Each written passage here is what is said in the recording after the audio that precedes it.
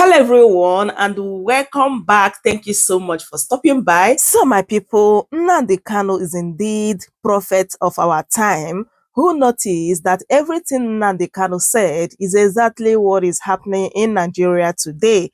So that this news that be going around since yesterday, where they reported that this group, Al-Qaeda, linked terrorists, have crossed to northern Nigeria and settled in Kaji National Park. Hey, they even settled there and nobody is even disturbing them. And this is what our soldiers, our military, they're supposed to go after them right away. But right now, they are busy in the southeast, blocking road, collecting money, and buying our youth. This is what we call misplaced priority. Like these northerners, they really know what they're doing. And Nnamdi Kanu said this thing earlier. Let me just say, read that what Nnamdi Kanu said of what is happening today. A group deadlier than Boko Haram will emerge. They will seize our farmland, RAP our women, buy our people, and their masters will protect and defend them, and even arm them because their sole agenda is to enslave us forever. Those who cannot see it now will soon see it. The hatred in their soul for our people is legendary. They do not see us as humans. They buy, they slaughter, they burn, and they destroy. Mindless bloodletting is in their DNA. My people are in trouble. Nnamdi Kanu said this 2nd of December 2014. And this is exactly what is happening in Nigeria today. So my people, that this particular video that I want you guys to watch, this is a straight warning and message to Peter Obi. Like you guys know that I don't joke with Peter Obi and Nnamdi Kanu. Yes, my people. So recently, Peter Obi has been going to the north, donating cows as well as opening borehole for them. So this message right now is for Peter Obi to be aware of what he is doing, because these northerners like cannot be trusted, especially when it involves someone that comes from southeast, because we have seen the antecedent of Fulani and Hausa people when it involves Igbo person. So my people, that's why this our brother send a straight message to Peter Obi to be aware of what he's doing. Like he should be very, very careful, because before you can get trust from these people, it is very, very hard.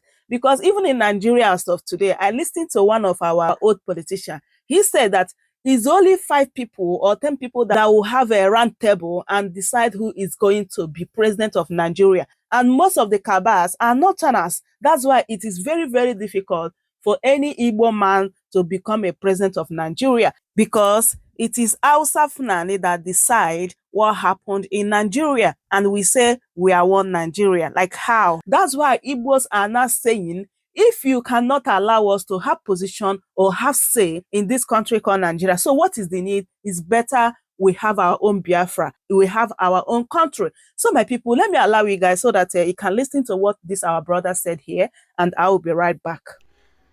Dear Peter Obi, I don't know if you know me, but somehow I guess the name Magnus Oraka would have filtered into your ear. My name is Magnus Oraka, and this particular video is for you. I know you are by far the most intelligent politician Nigeria has ever had. Unfortunately, you may not understand the political psychology of the North, which to some extent I believe I have an ample knowledge to share with you. I find it very difficult to express myself right now because I have not had the opportunity to speak with you one-on-one. I would have given you some great insight about the political psychology of the North. I see your philanthropy towards important sectors of the North, like building boreholes, buying cows to celebrants of the Salah celebration and all of that. Let me tell you something about the political psychology of the North. Every Northerner knows who is good and who is bad, but you must understand first the feudalistic nature of the North. In this part of the North, there is the politician, There is the imam, that is the Muslim clerics, and then there is the voting population. The voting population know, I can swear with my mother's grave that the voting population know that Peter Obi is a good man. They know that Jonathan is a good man. But here is what it is. These voting population, they operate what we understand here as Allah Yabaka Kabamu. In other words, the voting population believe that, if you know what the bourgeois and the proletariat mean, that is, the common man believes that their existence is dependent on the crumbs passed down to them by the rich ones, and that's the bourgeois. So that's why you hear things like Allah Yabaka Kabam, that's God should give to you so that you give to me.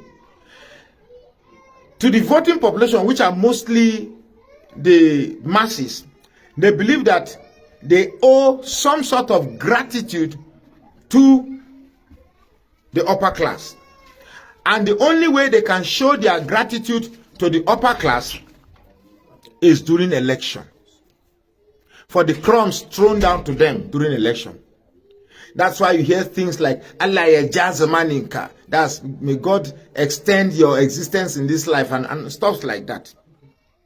Now imagine a political psychology that enables somebody to express that his dependence and existence depends on the crumbs thrown down to them.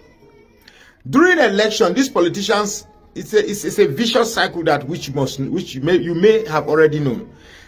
These politicians simply go to the mosque, give this imam some money, and then the imams on one Friday will tell them that, look, if you don't vote for this one, I probably will curse you, or I curse you if you don't vote for this man.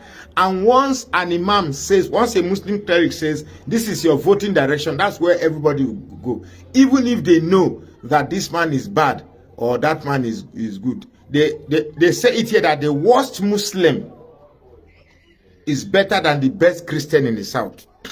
These are things I've grown up to. I'm 58 years old and I know these things. I'm not saying this out of the figments of my imagination. They are real.